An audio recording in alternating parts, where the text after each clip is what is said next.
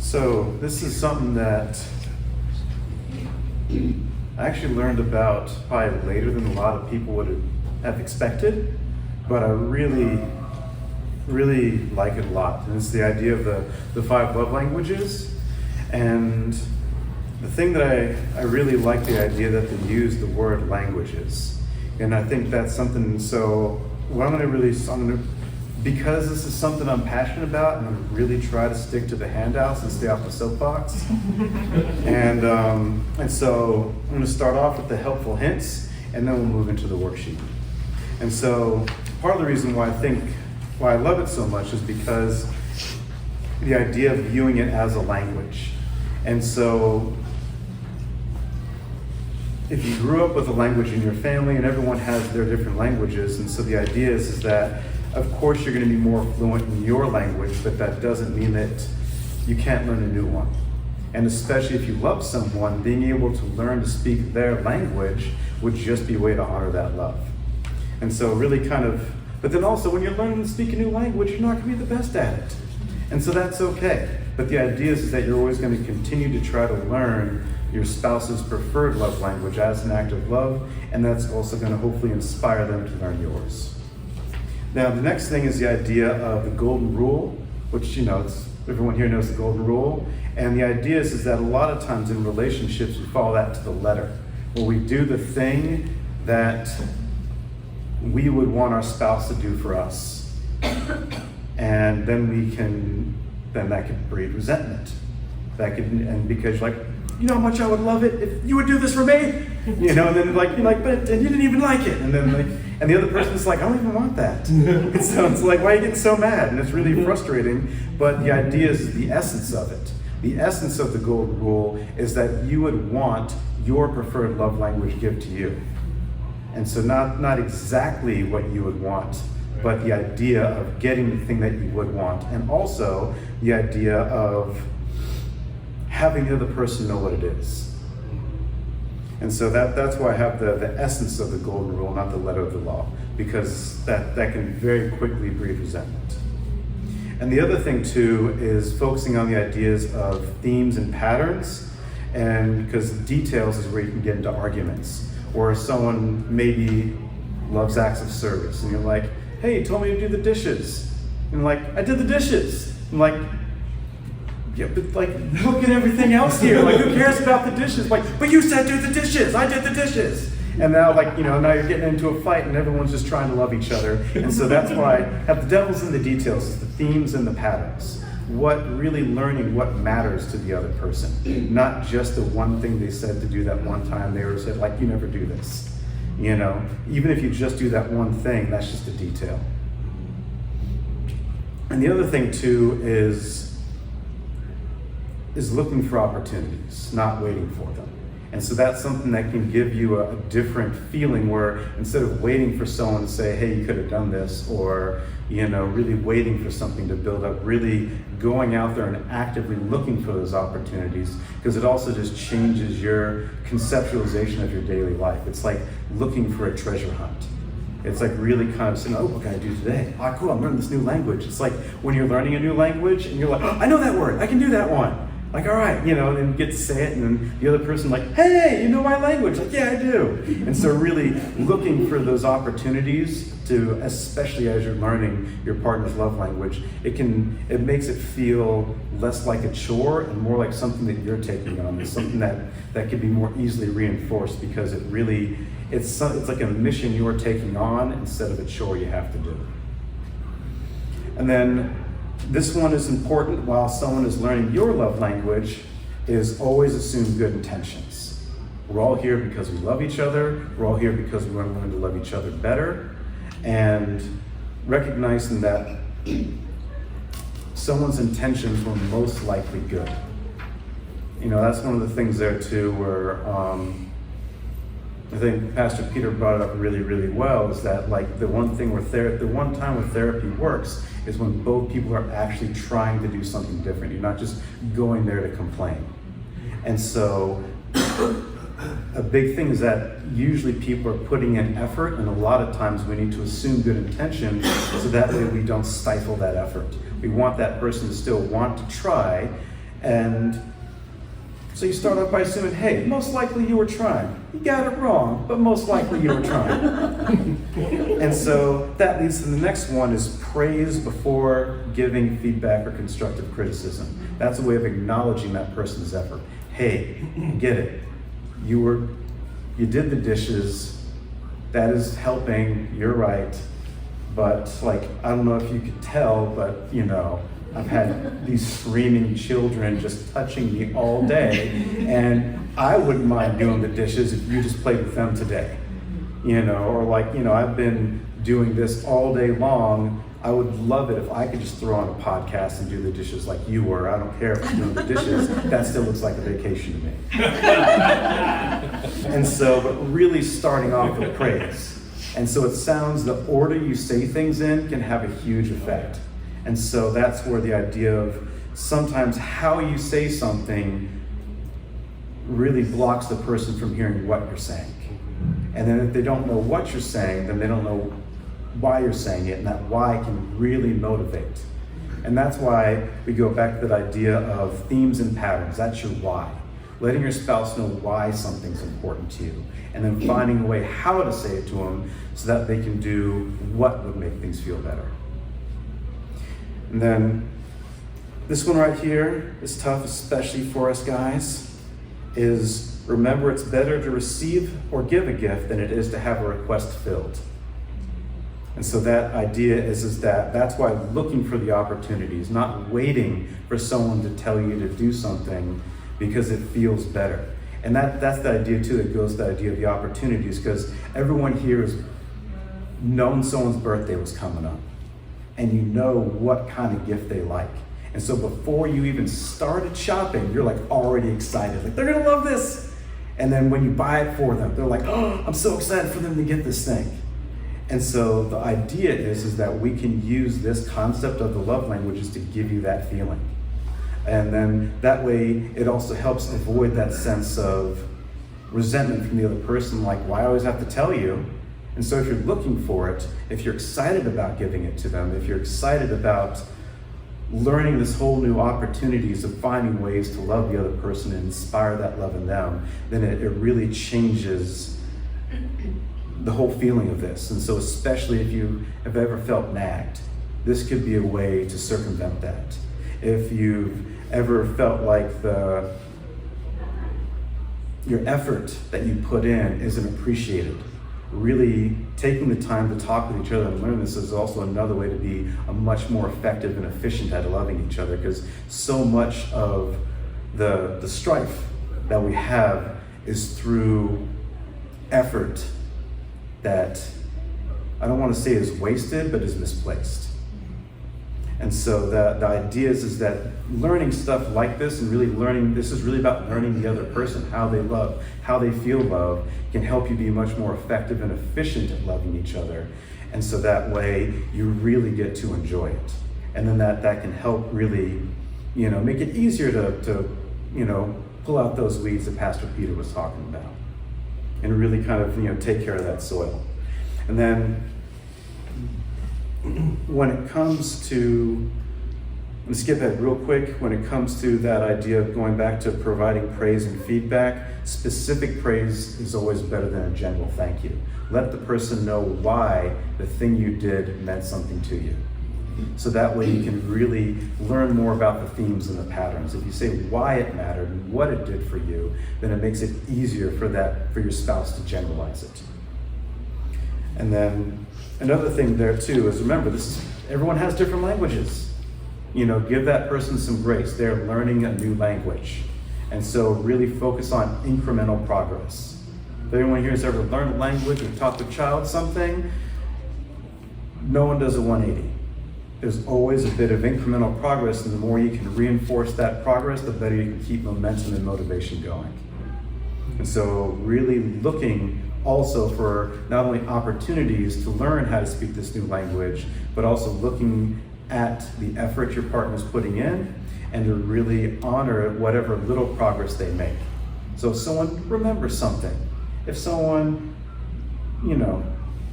even catches themselves just a little bit faster, like, hey, they did it, and that really changes that feeling of disappointment that can happen when you don't actually get the thing you're hoping for.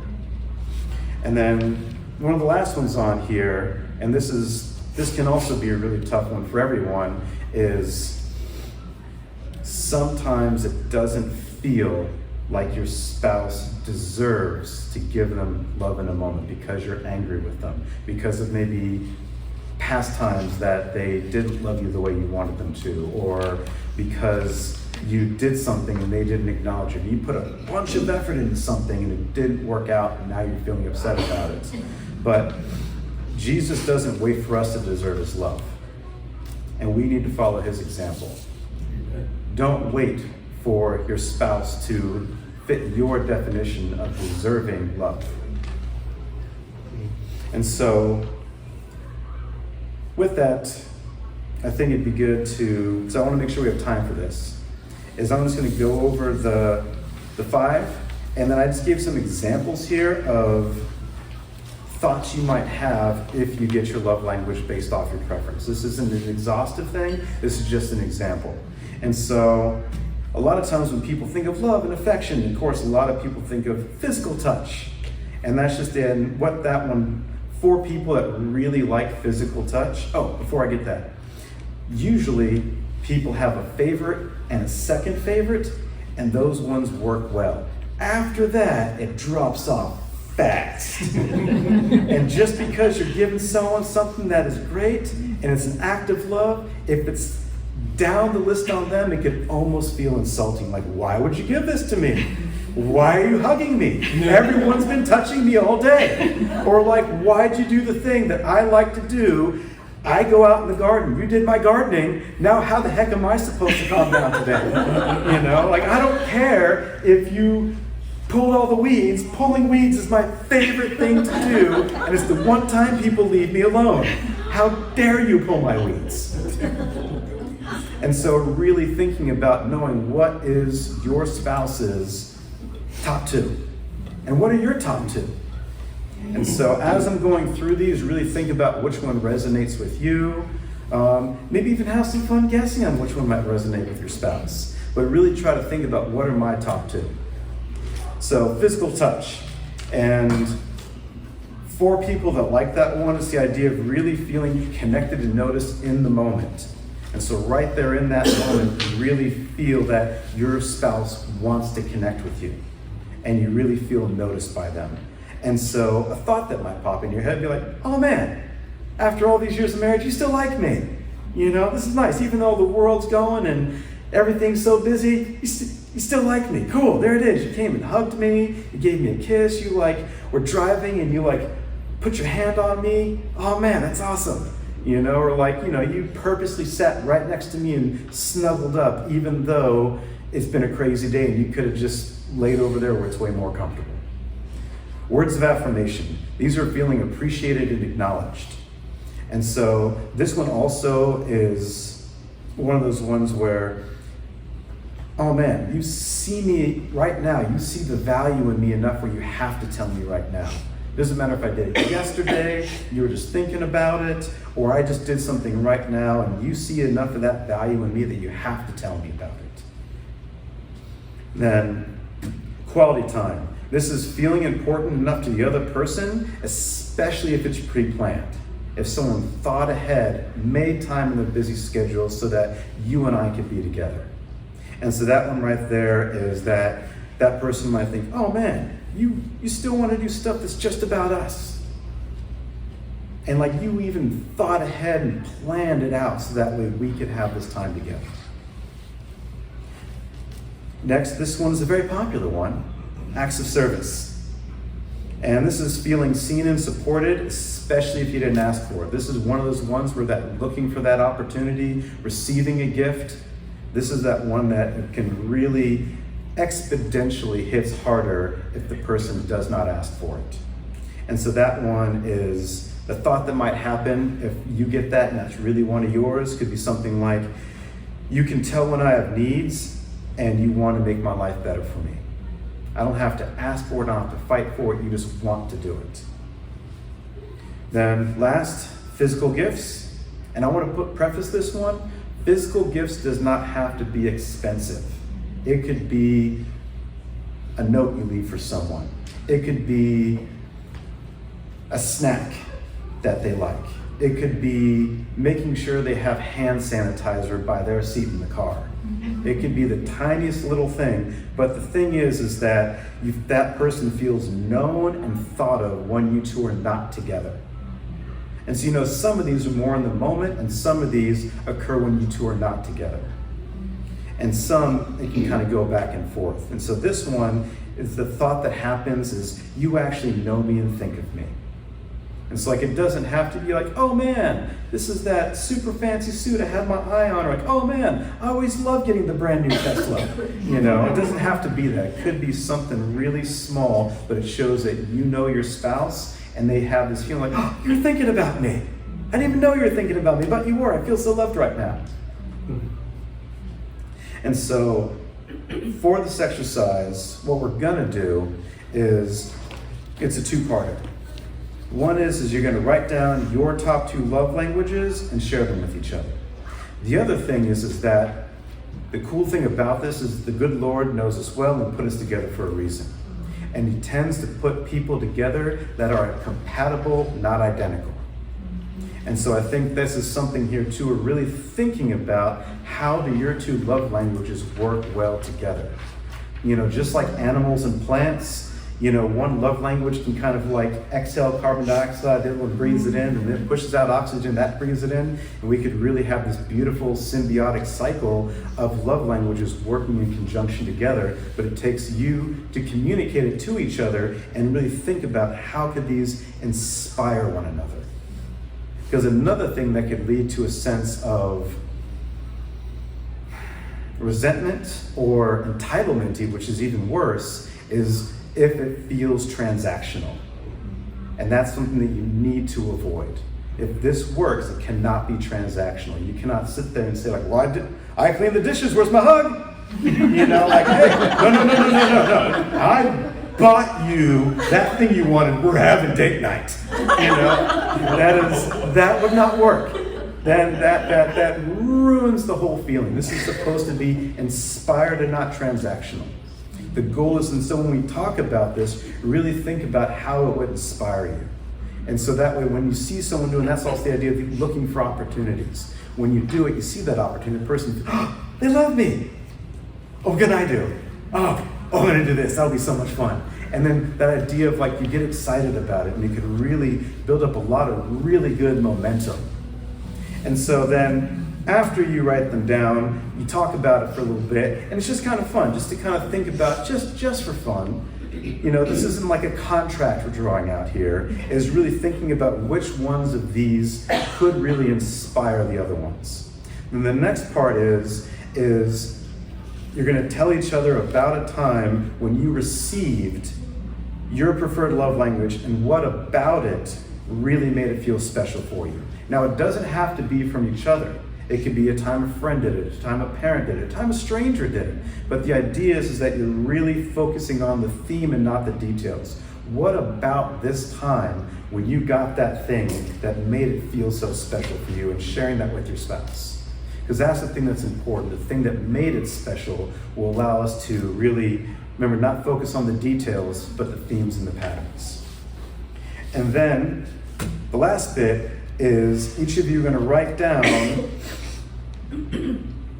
opportunities that are in the near future. It could be weekly opportunities, big things that really matter to you, current stressors, but some kinds of opportunities coming up of what that would look like and when it would be the most important. So we're really trying to help each other out and be proactive here. And so so we have, there's 2, so you can have one for your favorite love language and one for your secondary love language. And then also in this time, really thinking about why, and really sharing with your partner why you chose these ones. So that way they can really kind of understand what about this is really important and really help that person learn your love language. And then We're about to go do that, but before we do any of this, when we kind of break off, I really think it's important to kind of stick with the theme of this, and I want you each to pray for each other. I want you each to pray for finding the language so that the other person understands, and also that your ears and your heart be open so that way it's not taken defensively. This is something that's meant to inspire and not shame.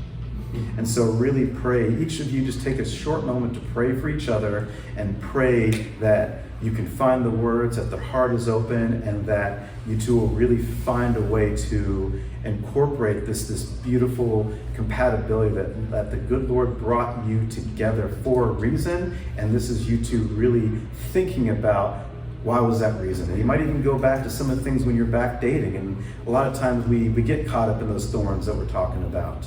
And that we can use this time to do just a little bit of weeding just so we can see that good soil again. And so we can go break off now. Don't forget to pray first, and then kind of, just have fun with it too. This is supposed to be nice. All right.